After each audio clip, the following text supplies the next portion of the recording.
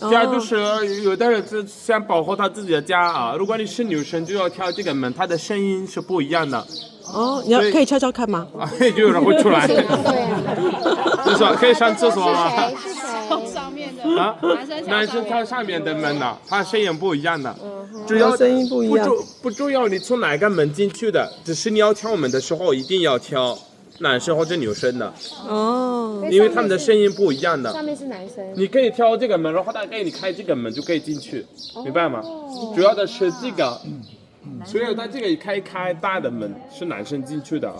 那女生是小门。你不只是不管他给你开哪一个门，最重要的你要敲门的时候的那个电铃声不一样，电铃是不一样的。如果你是女生敲门，要给你开门就是女生，她不用戴头巾，或者如果她没有穿好衣服，她就可以随便给你开门，这样子就可以进去。